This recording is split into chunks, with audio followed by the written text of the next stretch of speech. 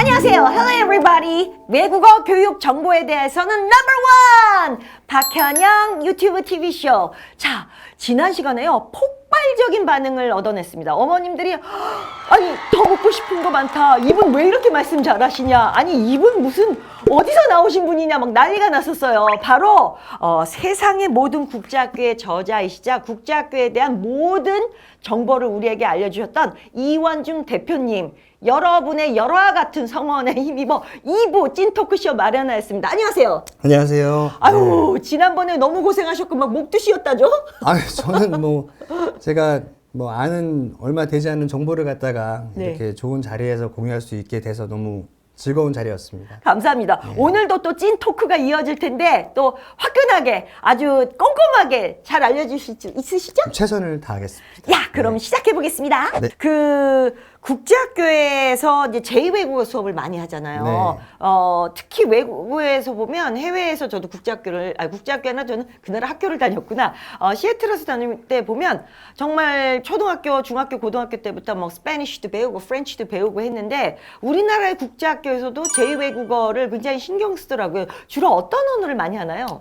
기본적으로 미국 대학에 지원을 할 때 아이들이 성적표를 제출을 하잖아요. 성적표에 9학년부터 12학년 동안 4년 동안에 듣는 과목들이 거의 정해져 있습니다. 그 중에 제2외국어라는 과목이 2년에서 3년 정도를 갖다 들어야 되는 게 있어요. 그렇기 때문에 제2외국어를 갖다 많이 하는데, 미국에서는 가장 많이 하는 제2외국어가 스페니쉬, 말씀하신 거 많이 하고요.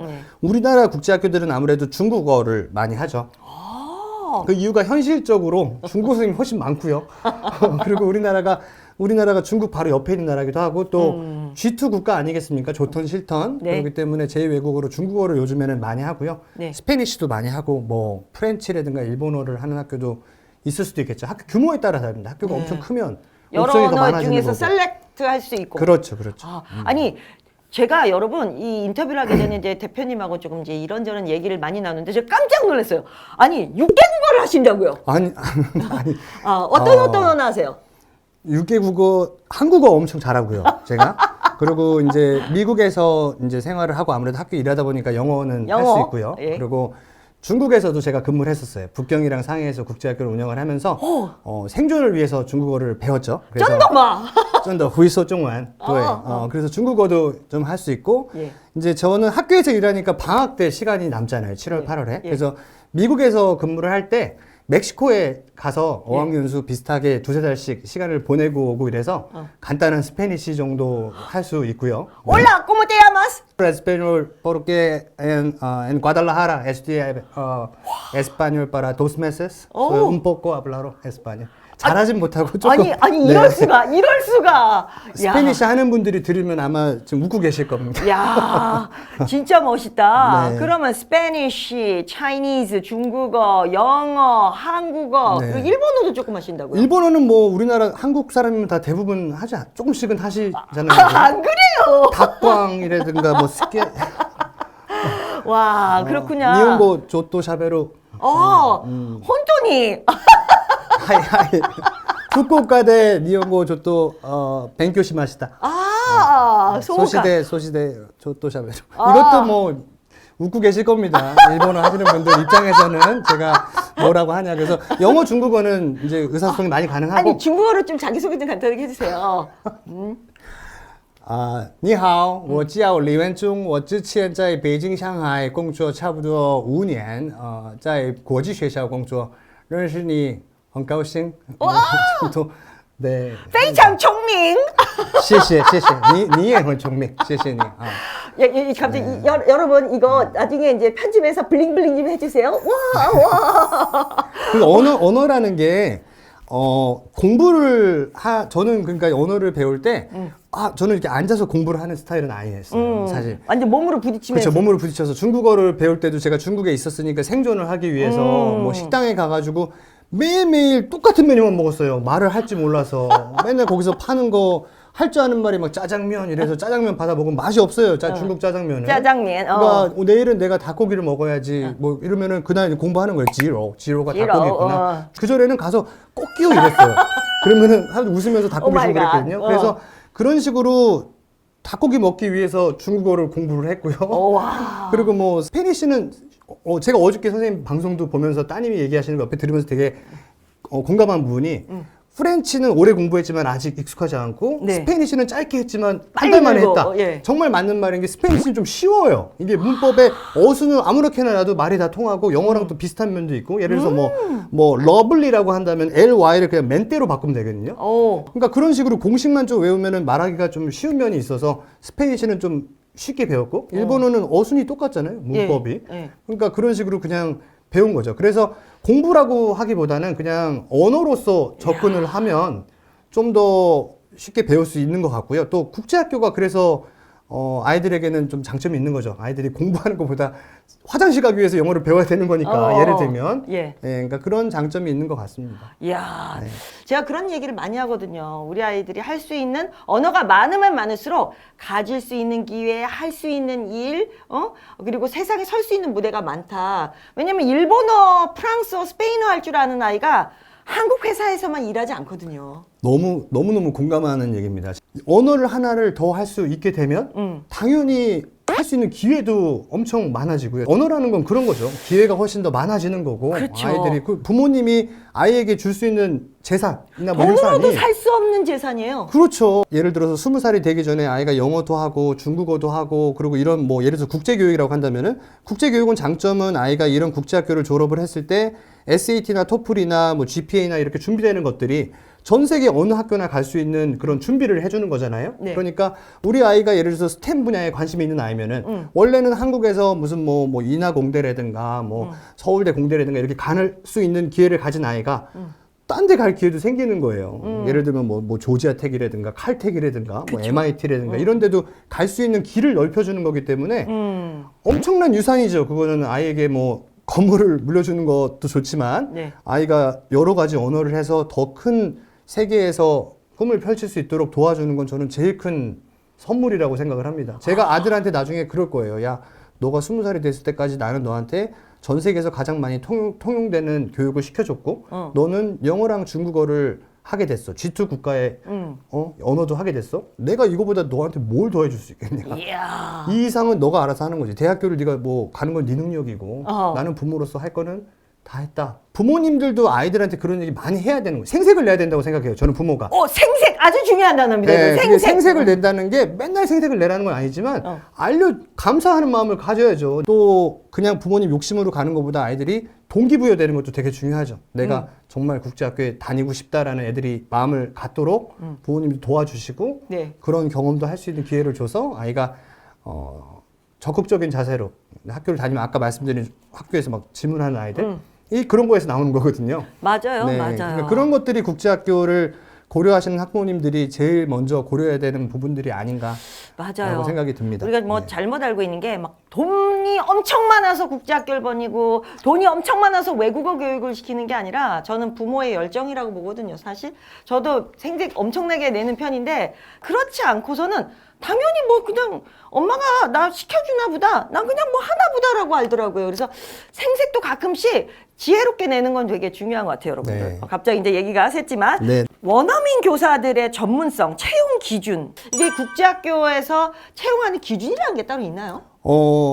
채용하는 기준이라는 거는 예를 들어서 우리나라 공립교육 같은 경우는 학부모님들이 교사의 그런 능력, 질에 대해서는 큰 걱정을 안 하셔도 되는 게 나라에서 정해놓은 기준이라는 게 있잖아요. 그죠? 교육학을 했다가 교육대학을 다니고 교원 자격증을 따가지고 임용을 하면은 교사가 되는 거기 때문에 공립학교에서 일하는 교사들은 다 어느 정도 이상의 퀄리피케이션이 되신 분들이 근무를 하시니까 교사의 뭐 그런 능력에 대해서는 걱정을 안 하셔도 되지만 우리나라에서 운영을 하는 이런 국제학교들, 특히나 미인가 국제학교들 같은 경우는 오해하지 마십시오. 저도 미인가 국제학교에서 일을 하고 있습니다. 미인가 국제학교들은 그런 기준이 없습니다. 나라에서 어떤 선생님, 이런 조건이 있는 선생님만 채용해라라고 하는 기준을 제시하고 있는 게 없기 때문에 네. 교사들의 퀄리티를 갖다가 부모님들이 알기가 사실은 어렵죠. 학교에서 그거를 다 공개하고 있는 것도 아니고. 네. 근데 일반적으로 미국의 교사들을 갖다 기준으로 말씀을 드리면 미국이나 뭐 영국도 마찬가지지만 미국에서는 주정부 자격증이라는 게 존재합니다. 그건 네. 뭐냐면은 모든 주마다 조금씩 다르긴 하지만 그 주에 있는 공립학교에서 일을 하려면 그 주에서 요구하는 조건을 갖다가 충족을 해야 되고 그 조건이 4년간 교육학을 전공을 해서 교육 공부를 하고 그리고 스튜던트 티칭이나 뭐 프랙티컴이나 이런 걸 해가지고 교생 실습을 6개월에서 1년 정도 마치고 마지막으로 그 라이센스 테스트를 갖다가 통과를 하면 주정부 자격증을 가진 선생님이 되는 거죠. 근데 그거는 어떤 주는 좀 널널하고요. 어떤 주는 좀 더 어렵고 그런 건 있긴 하지만 일반적으로 그런 시스템이 있습니다. 그래서 대표적인 거는 그런 주정부 자격증이 있는 선생님들은 그냥 우리나라의 교원 자격증 딴 선생님이랑 비슷하다고 보시면 되는 거고요. 아하. 두 번째는 이거는 지금 미국 예를 든 거고 네. 영국이나 뭐 뉴질랜드나 이런 호주 캐나다. 이런 데는 나라에서 지급하는 자격증이 있어요.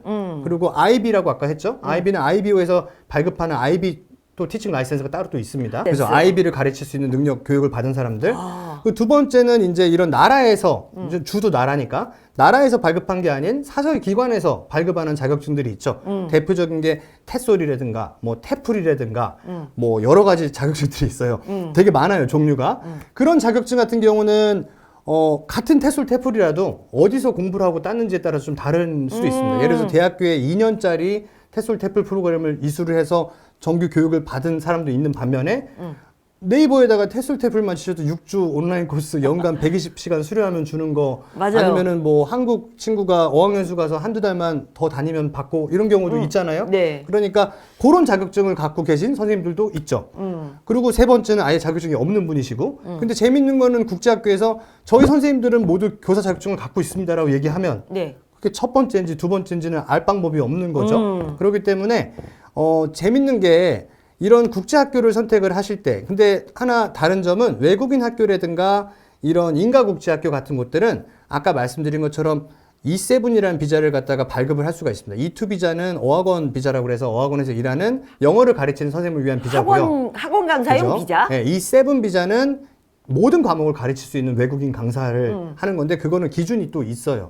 그래서 제가 너무 단순화시켜서 말씀드리긴 그렇겠지만 외국인 학교나 인가국제학교는 교사의 퀄리티가 아무래도 좀 어느 정도 보장이 되죠. 네. 어떤 면에서 그런 비자적인 면들도 있고 하기 때문에. 근데 미인가국제학교에서는 미인가국제학교를 비하하는 건 절대 아니고요. 네. 천차만별이라는 얘기입니다. 학교 네. 운영자나 이거의 기준에 따라서. 그렇죠. 운영하는 그 그렇죠. 경영 마인드에 따라서 완전히 다를 것 같아요. 그렇죠. 그리고 그런 선생님들이 당연히 비용도 다르죠. 급여도 네. 다르고 할 거기 때문에 네. 내가 비싼 선생님을 써서 뭐 이렇게 뭐 자격증 있는 선생님을 모셔와서 운영을 할 거냐 아니면은 자격 조건이 좀 덜한 선생님을 모셔와서 운영을 할 거냐에 따라서 차이가 있을 수도 있는데 어머님들이 이제 국제학교를 선택을 하실 때 여러 가지를 고려를 하시지만 뭐 학교의 인테리어도 볼 수 있고요. 규모도 볼 수 있고 역사도 볼 수 있고 종교적인 면도 있고 학력 인증이라는 거 존재하고 다 하지만 제일 중요한 거는 우리 아이가 거의 학교에서 모든 시간을 보내는 선생님의 그런 퀄리피케이션을 갖다가 아시는 게 되게 중요한데 그게 제일 중요하죠. 그렇죠. 이제 한국 부모님들이 재밌는 부분이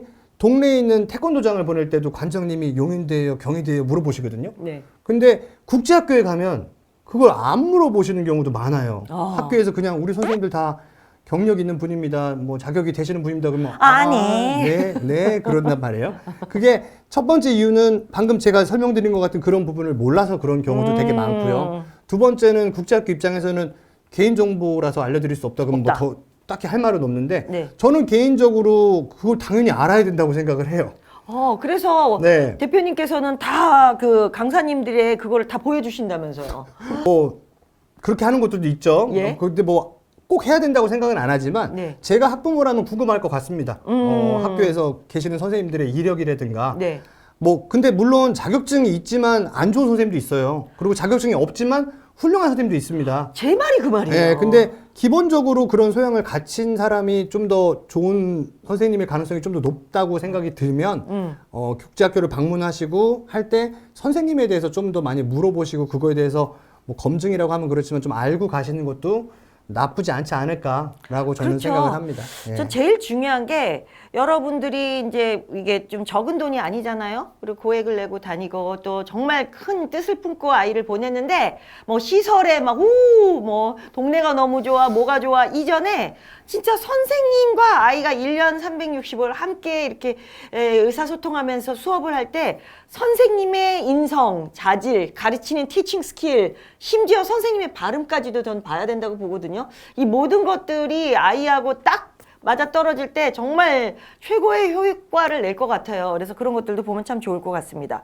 그 요즘 또 IB로 해외 유명 대학교 갔다 IB 프로그램을 한국에서 도입한다. 옆나라 일본에서는 정부가 다 나서갖고 IB로 다 바꿨다 해서 IB 열풍이거든요, 사실. 네. 그래서 저한테도 IB 영어에 관련된 걸로 강연 요청이 되게 많이 들어와요. 네.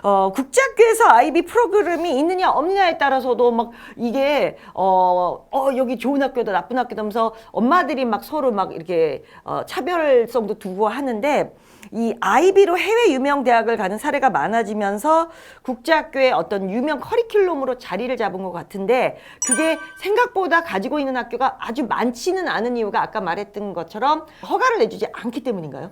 IB 교육이라는 거를 제가 좀 단순화해서 저는 IB 전문가는 아니지만 올해 이쪽 업계에 있다 보니까 그냥 제가 알고 있는 정보를 좀 말씀을 드리면은 IB 교육을 갖다 좀 단순화시켜서 말씀을 드리면은 AP 교육이라고 하는 미국식 교육이랑 비교를 할 때 네. 예를 들어서 AP 쪽에서 이런 미국식 교육에서 나오는 문제가 뭐 미국에 있는 뭐 오바마 대통령의 가장 큰 업적은 무엇인가 뭐 A, B, C, D 뭐 D에서 오바마 케어 이렇게 해서 D를 갖다 고르는 게 전통적인 교육 방식이라면 IB의 교육 방식은 오바마 케어가 미국 사회 전반에 끼친 영향에 대해서 서술하라 이런 식으로 나오는 게 IB 교육이라고 저는 생각을 합니다.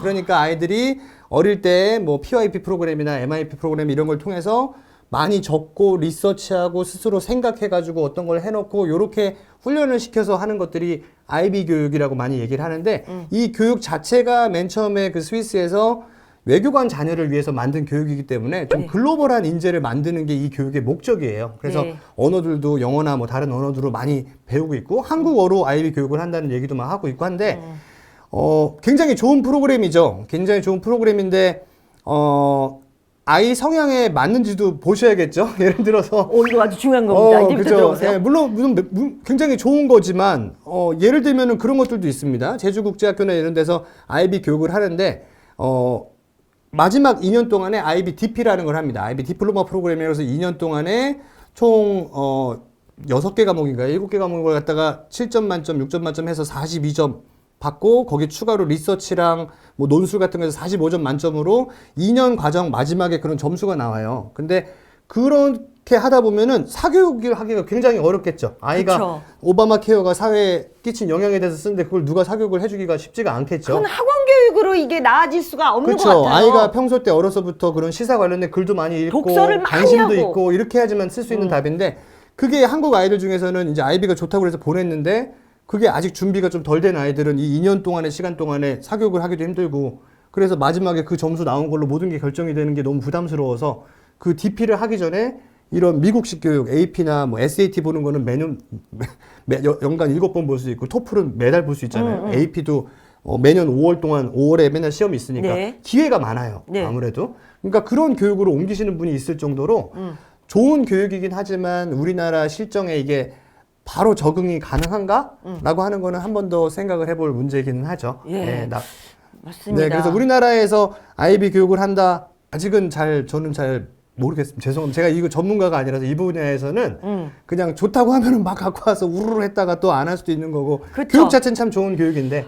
그래서 전문가 분들조차도 찬반 양론이 있습니다, 여러분들. 어떤 분들은 아직 시기상조다. 이거 누가 어떻게 갑자기 하겠느냐. 천천히 도입해야 된다. 부분 도입해야 된다는 분들도 우선은 계시고. 이걸 하려면 IB를 가르칠 수 있는 전문가가 먼저 육성이 돼야 돼요. IB 애들을 갖다가 이렇게 리서치해서 이거 해와 전통적인 우리나라 교육 방식대로 IB를 갖고 와서 한다고 해서 되는 게 아니고 IB도 그 교육을 받아야 되거든요. 그렇죠. 그러니까 그런 분들이 많이 양성이 된 다음에 예를 들어서 어느 초등학교에 IB 교육을 도입한다라고 하면 그쪽 선생님들부터 그 교육을 다 받아야죠. 맞아요. 강사님들 교육하고. 그죠? 아니면 받은 분들을 채용을 하든가. 맞아요. 네. 그러다 보니까 저희 슈퍼맨 스토리 어머님들께도 IB로 이제 앞으로 영어를 많이 이제 접하게 되고 IB 영어로 시험을 치르고 IB로 프레젠테이션 알고 있는 지식을 말하고 발표하고 협업해서 프로젝트로 다 발표하고 또 글로 쓰고 하는 이 능력은 하루아침에 생기는 게 아닙니다, 여러분들. 말과 글로서 자기 자신의 생각을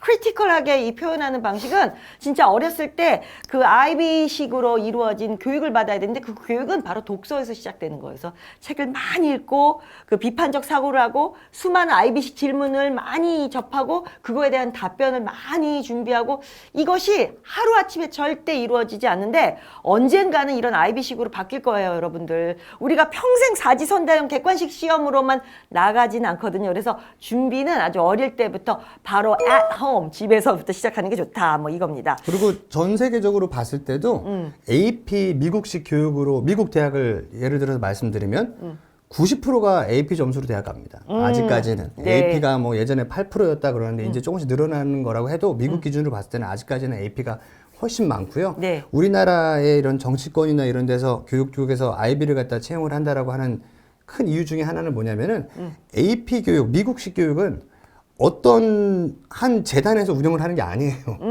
주 정부마다 커먼 코어라고 하는 걸 갖다 기본으로 해서 모두가 다 이 시스템으로 가는 것 뿐이지 예를 들어서 우리나라 정부가 AP 교육을 도입한다 그러면 누구랑 그거를 협상을 하겠습니까? 미국 교육부랑 할 건 아니잖아요. 왜냐면 그렇죠. 다 너무 퍼져 있으니까. 네. 근데 아이비는 IBO라고 하는 재단이랑 얘기하면 바로 되는 거거든요. 그죠? 그러니까 그런 현실적인 부분도 저는 작용을 했다고 생각을 합니다. 그거 좋네요. 네, 네. 그래서 일본 정부가 나서서 아이비로 다 바꾼다고 했을 때 굉장히 빨리 이 실천이 될 수 있었던 게 아이비라는 그 센터 스위스의 기관을 통해서 계약을 맺고 툭툭툭툭 이렇게 가지 않았나 그런 생각도 드네요. 우리나라 국제학교 학생들은 아무래도 한국 학교 학생들보다는 방과 후 활동을 많이 할 것 같아요. 왜냐면 우리는 끝나면 바로 학원 버스 타고 가는 친구들이 굉장히 많은데 네. 방과 후 활동을 좀 많이 하는 편인가요? 여러 가지를 하죠. 특히 미국 학교들 같은 경우는 아까 전에 말씀드린 대로 다양한 활동이랑 뭐 교회 활동 같은 걸 갖다 하는 거를 중요시 여기기 때문에 주로 예체능 쪽, 뭐 로봇 뭐 만들기. 요즘에는 스템 관련된 것도 되게 많이 하고요. 3D 디자인이라든가 3D. 뭐 CAD, 뭐 팅커캐드라고 하는 프로그램이라든가 코딩도 하고 막 그죠. 이러나? 코딩은 뭐 요즘에 스크래치라든가 블락키라든가 뭐 이런 코딩 프로그램들도 많이 하고요. 그리고 뭐 전통적인 거 뭐 바이올린이라든가. 근데 이렇게 뭐 저희가 뉴로사이언스라고 해서 뭐 뇌 관련된 것도 하고 엄청 많이 만들어놔도 부동의 1위는 배드민턴입니다. 왜 그런지 배드민턴? 모르겠어요. 아이들이랑 엄마가 배드민턴을 제일 많이 선택을 해요. 저는 왠지 이유는 잘 모르겠는데. 예. 근데 많이 하죠. 농구도 있고 뭐 여러 가지 방과 후 활동들을 하죠. 그리고 중고등학교 레벨로 가게 되면은 이제 뭐 모델 유엔이라든가 아니면은 뭐 AMC라고 해서 아메리칸 매스 컴페티션 준비하는 반이라든가 요즘에 뭐 백스 컴페티션이라고 해서 로보틱스 하는 거라든가 뭐 이런 경시 대회라든가 이런 것들도 많이 하죠. 그 국제학교, 국제고등학교, 인터내셔널 스쿨 이 많은 곳에서 이런 해외의 어떤 대회라든지 컴피티션 많이 나가서 막 수상하고 오잖아요. 이런 수상 경력이 해외에 좋은 대학, 뭐 아이비리그라든지 유명 대학에 갈 때 도움이 진짜 되나요? 왜 이렇게 수상에 많은 분들이 관심을 갖고 진짜 나가서 막 상을 타려고 하는 걸까요? 이런 대학교에 진학을 할 때는 예전에 같은 경우는 아무래도 우리나라 정서상으로는 간판이 되게 중요했어요. 네. 예, 예를 들어서 뭐 그러니까 스카이 대학교 가면 인생이 피는 거죠. 그죠? 대학 간판이라는 게 되게 중요하니까. 네. 근데 요즘은 제가 이제 많이 바뀌었다고 느끼는 게 능력이 더 중요한 시대잖아요. 네. 능력이 더 중요한 시대고 전공이 훨씬 더 중요해졌습니다. 네. 그래서 예전에 제가 미국에 근무를 했었을 때 어떤 친구를 만났는데 그 친구가 저한테 한 말이 되게 인상 깊었던 게 저한테 그러더라고요. 야, 너는 한국에서 예를 들어서 대기업에 취업을 하면 그 대기업에서 20년, 30년, 40년 동안 일하잖아. 그럼 너는 네가 10년 후에 무슨 일을 할지, 20년 후에 무슨 일을 할지 다 알지? 지금 네가 대리야. 그러면은 10년 후에 너는 과장이 될 거고 또 10년 후에는 부장이 되어 있겠지? 그럼 네 인생 너무 재미없지 않아? 이러고 저한테 그런 얘기를 했어요. 그래서 자기는 얘기를 하는 게 미국에서는 좀 불안정하긴 하지만 1년, 2년 동안 1년 일하고 2년 일하고 계약으로 다른 회사로 전직을 되게 많이 하잖아요. 네. 그러니까 계속해서 새로운 기회가 있고 그렇게 할 수 있는 이유는 능력이 있기 때문에 그런 거예요. 내가 능력이 있다면 이 회사에서 40년 동안 일할 필요 없죠. 더 좋은 기회가 있으면 딴 데로 갈 수 있고.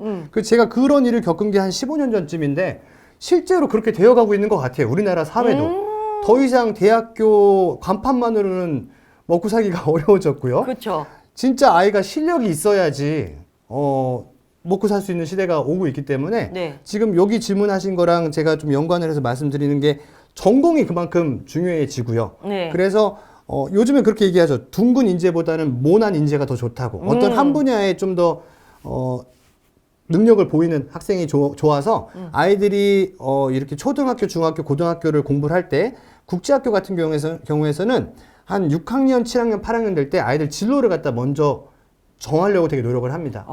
예를 들어서 문과 계열인지 이과 계열인지 아니면 뭐 컴퓨터 공학이나 이런 뭐 스템 쪽인지 예체능 쪽인지 그걸 정해서 9학년하고 12학년에 아이들이 받는 수업이 커리큘럼이 그걸로 인해서 달라져요. 그러니까 수학을 예를 들면은 뭐 알제브라 1, 지오메트리, 알제브라 2, 뭐 칼큘러스 이런 수업이 있다면은 네. 이 아이는 7학년, 8학년 때 좀 더 높은 레벨의 수학을 들어서 아이가 12학년 됐을 때 더 높은 레벨의 수학을 들을 수 있도록 커리큘럼이 짜여지죠. 그러면 대학교 들어갈 때 얘는 어드밴스 플레이스먼트라고 하는 대학교 레벨의 수학을 11학년 때 했네, 12학년 때 했네, 수학 쪽에 우수한 학생이네. 근데 지원한 전공이 뭐 피직스네. 얘는 중고등학교 때부터 이걸 잘 준비한 아이구만. 우리 학교 들어올 수 있어. 그런 이렇게 식으로. 되는군요. 예, 그래서 질문이 뭐였죠? 제가 왜 우리 수상 경력 얘기.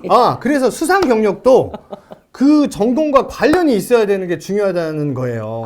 그냥 다짜고짜 아무 수상이 나타나는 그렇죠. 게 아니라. 내가 이렇게 뭐 이공계 학교를 가려고 하면 그거에 맞는 수상 경력이 필요한 거고 그냥 그러니까 어머님들이 그 수상 경력이랑 비슷한 게 AP입니다. AP도 그 어렵거든요, 수업이. AP 수업이 어렵죠. 대학교 레벨의 수업들 갖다 하는 거니까. 근데 어떤 분들은 이제 국제학교 있다 보면은 욕심이 나잖아요. 그죠?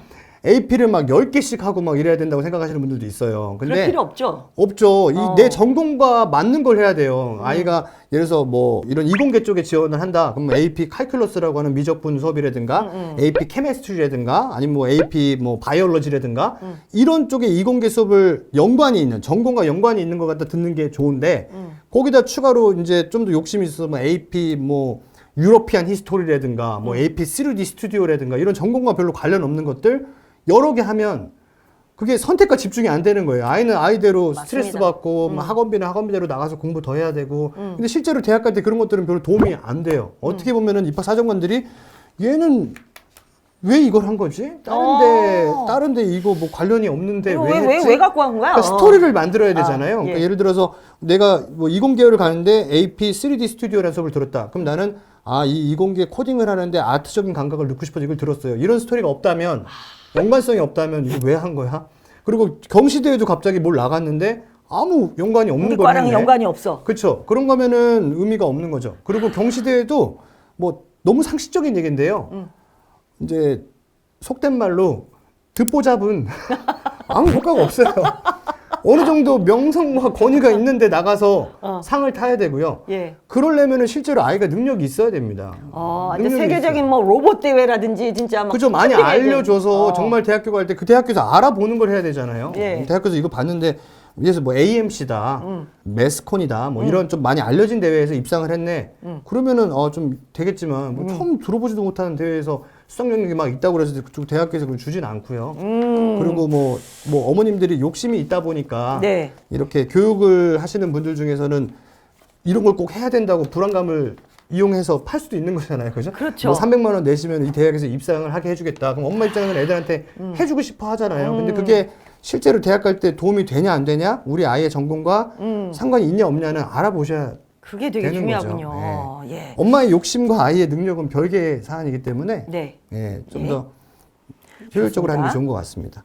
아무래도 이 맘카페이다 보니까 많은 엄마들이 이런 질문도 하세요. 이 학교에 종사하는 분들의 자녀 학비에 할인도 있다고 들었다. 네. 이게 어느 국제학교나 다 있거든요. 제가 알기로는. 근데 실제 국제학교에서 한국인 TO가 있는 업무도 있긴 있을까요? 실제 한국사 교사 등을 뽑기도 하고 뭐 한국어 교사, 뭐 피아노 교사를 한국인분으로 뽑는다고도 들었는데 그런 게 관심이 많다고 해요.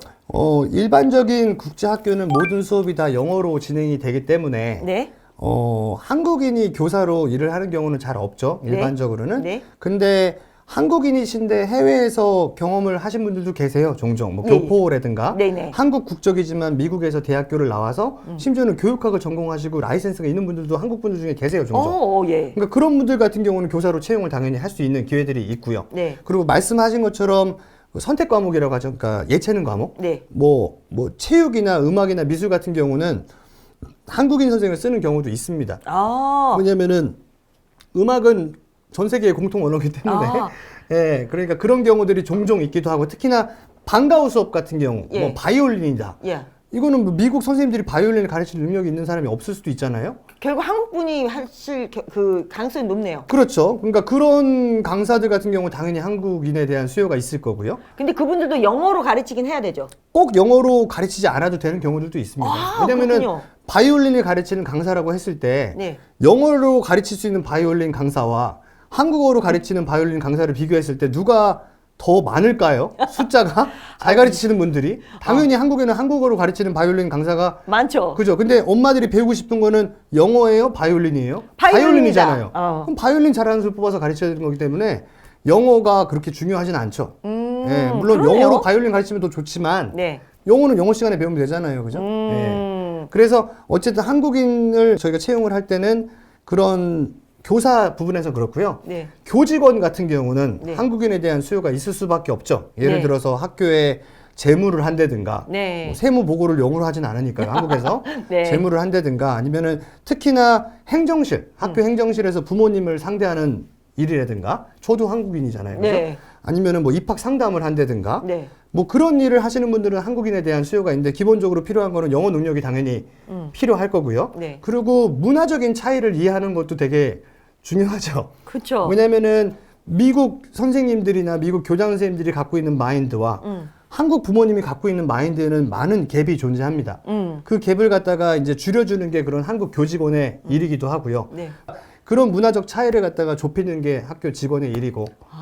그러니까 그런 일들을 갖다가 학교에서 하시려면 영어 능력은 기본이고요. 네. 그리고 어떻게 보면 부모로서의 마음도 좀 있는 게 좋을 것 같고요. 그리고 이런 문화적 차이를 이해도 하시고 그런다면 좋겠죠. 거기에 이제 업무적인 능력, 뭐 엑셀이나 뭐 이런 건 당연히 기본적으로 당연하죠. 해야 되고. 그렇죠, 예. 그렇죠. 그런 능력만 있으면은 학교에서 근무하시는 것도 가능하다고 보고 학교들이 자녀들한테 학비 혜택도 주고 합니다. 예. 그거는 이제 어떤 잡 사이트에서 어떤 구인구직 광고가 따로 나오나요? 아니면 수시로 걸어서 혹시 뽑나요? 제가 먼저 이력서 보낼게요. 뭐 이러나요? 지인을 통해서 뽑는 경우도 많고요. 네. 물론 잡사이트에 올라가서 뽑는 경우들도 있죠. 네네. 네. 그러니까 여러 가지 루트가 있으니까 여러분들 관심 있는 분들은 그렇게 해서 하셨으면 좋겠습니다. 네.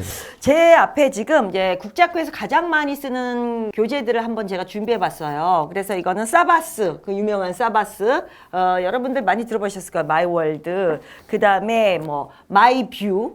그 다음에 또 엔비전 매스. 이것도 역시 사바스. 엘레멘트 사이언스는 여러분들 많이 보셨죠. 이런 것들의 이제 공통점을 보면 이제 좀 미국 교과서이기도 하고 또 스템 교육을 기반으로 한 과학 교과서들이 요즘 굉장히 인기예요. 수학도 마찬가지고 그리고 스템 교육 또 스팀이라고도 하고 그래서 Science, Technology, Engineering, 뭐 Math, Arts 뭐 해서 이 교육이 정말 국제학교에서는 압도적으로 참 많은 사랑을 받고 있고 이것을 기반으로 한 교재들을 가지고 실험하고 공부하고 하는데 이 스템 교육이 차지하는 비중이 많이 큰가요? 스템이라는 개념이 네. 2010년도에 버락 오바마 대통령이 신년 연설에서 우리 앞으로 미래의 리더들을 교육하는 게 중요한데 이 모든 교육은 다 이 사이언스, 테크놀로지, 엔지니어링, 매스 교육에 기반을 둔다. 그래서 처음 스템이라는 개념이 소개가 됐고 네. 우리나라에서도 왜 과학기술 같은 거 많이 양성해야 된다고 얘기를 하잖아요. 네. 이게 중요한 이유가 전통적으로는 아이들이 전공이라는 거를 나눴습니다. 나는 우리 아이는 문과 계열, 우리 아이는 이과 계열, 우리 아이는 예체능 계열. 근데 이제 앞으로 다가오는 미래에는 모든 분야가 다 스템이 기본이 될 거라고 저희는 생각을 하고 있어요. 예. 그 이유가 뭐냐면은 예를 들어서 간단한 예로 제가 미국에서 MBA라는 걸 했습니다. 경영대학원을 공부를 하고 MBA를 하고 이러다 보니까 저도 한때는 스타트업이 하고 싶었어요. 스타트업 그래서 좋죠. 스타트업 이제 뭐 앱도 만들고 플랫폼 비즈니스라고 하죠. 그래서 그런 걸 하고 싶어가지고 같이 공부한 동기들이나 친구들이랑 아이디어도 있었고요. 돈도 모았고요. 되게 좋은 아이디어를 만들어가지고 그걸 갖다 이제 앱이나 이런 걸로 구현을 하려고 그랬는데 앱을 갖다가 만들려고 하다 보니까 이 스템 분야에 있는 앱 개발자라든가 이런 분들이랑 일을 같이 해야 되잖아요. 첫 번째가 너무 비쌌어요.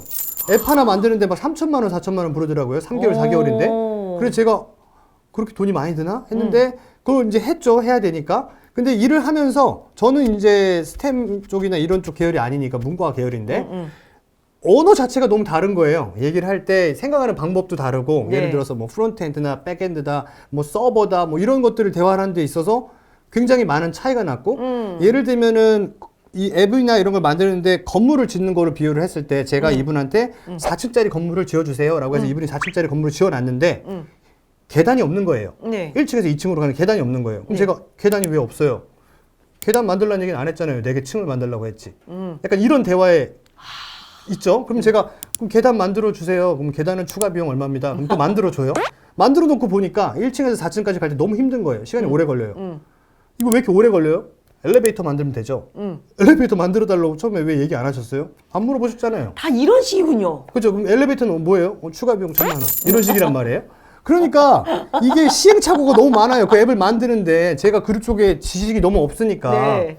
그러면서 이제 저의 개인적인 경험도 있지만 앞으로는 아이가 사업을 하던 아니면은 뭐 음악을 하던 미술을 하던 스템 배경 지식이 없이는 못하는 사회가 올 겁니다. 너무 중요한 말씀. 제가 이거를 엄청 엄마들한테 강조를 해요. 스템 지식 없이는 그 어떤 사업, 문과건 이과건 이건 다 통용되는 지식이다라고 얘기를 하고 있거든요. 네, 악기를 하려도 뭐 미디 프로그램이나 악기 이런 거 해야 되고요. 요즘에 그냥 악기를 그냥 플레이하면서 음악을 만든 사람은 없죠. 다 미디 컴퓨터로 플레이어죠. 해가지고 만들고 아트도 마찬가지로 요즘에 캐드 프로그램이 원래 부모들은 아기 때는요, 아이가 아기 때는 다 천재라고 생각을 합니다. 저도 한때 그런 시절이 있었어요. 우리 아이가 미술 천재라고 생각을 했습니다. 맨날 그림을 그리길래.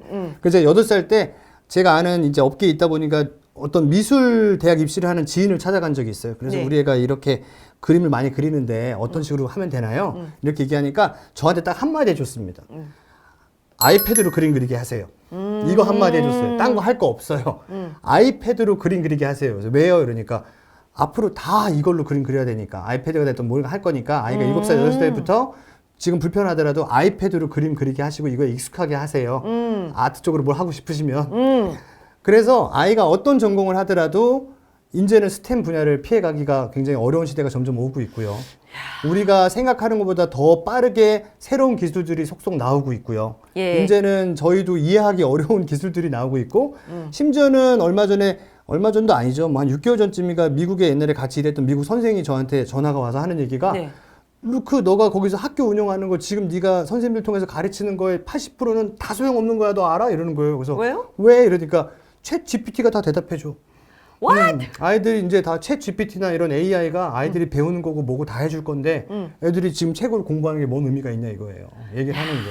그러니까 옛날에는 우리나라 애들이 이렇게 계산하는 거 있잖아요. 3 곱하기 7, 9구단 외우고 이렇게 하는 다 거. 필요 없어. 미국 사람들은 그랬어요. 그걸 왜 해?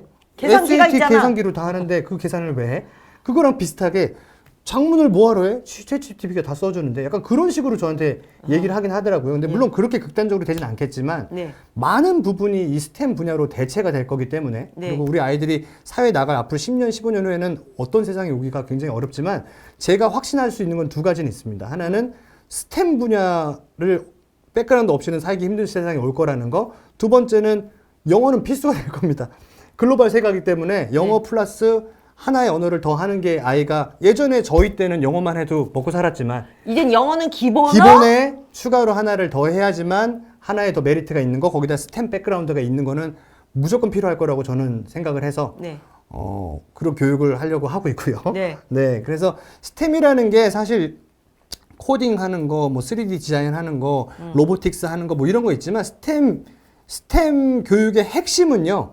한 글자로 저는 표현을 할 수 있다고 생각을 해요. 어떻게요? Why입니다. Why. Why? 왜? 왜냐고 물어보는 게 이 스템 교육의 핵심이에요. 네. 아이들한테 우리가 검은색, 100명 아이들한테 검은색 볼펜을 다 나눠주고 너희 앞으로 이거 볼펜만 써라고 해서 모든 아이들이 순종적으로 선생님의 말을 들으면 이 볼펜의 발전은 없을 겁니다. 네. 그 아이 중에 한 명이 어느 날 손을 들고 형광펜 쓰면 안 될까요? 빨간 펜 쓰면 안 돼요? 왜 검은 펜만 써야 될까요?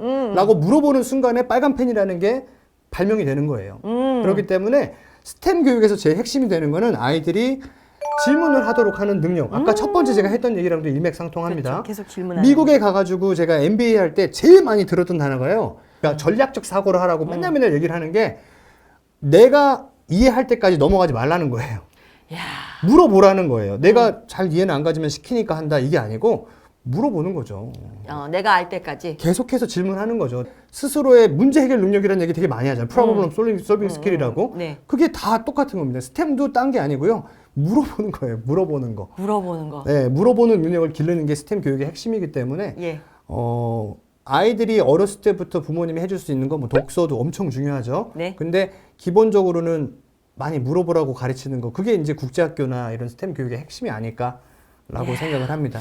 너무 네. 중요한 말씀 해주셨습니다. 자, 여러분과 함께 이것이 진짜 국제학교다. 세상의 모든 국제학교에 대한 정보를 정확하게 알려드리는 찐 국제학교 정보 토크를 1부 그리고 2부에 걸쳐서 우리 이원중 대표님과 하였습니다.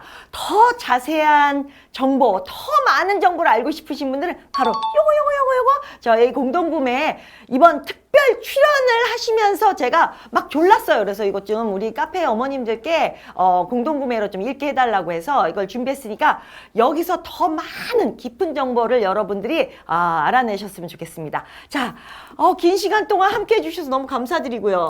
제가 영어 전문가 앞에서 너무 이렇게 얘기하는 게 민망하기도 하고 같이 이런 아닙니다. 자리를 가져서 굉장히 영광이었습니다. 네, 국제학교에 대해서는 우리나라에서 정말 독보적으로, 정말 압도적으로 16년 넘게 한 우물을 파시고 국내뿐만 아니라 해외에서도 정말 엄청나게 길게 오랜 시간 데이터베이스를 통해서 이렇게 연구하시고 또 직접 이런 운영을 하시기 때문에 여러분들에게 그 어떤 프로그램보다도 그 어떤 교육 정보보다도 찐 정보를 드렸다고 자부합니다. 자, 그러면 박현영의 유튜브 외국어 정보쇼 이만 마치겠습니다. 감사합니다. 네, 고맙습니다. 슈퍼맘 박현영 TV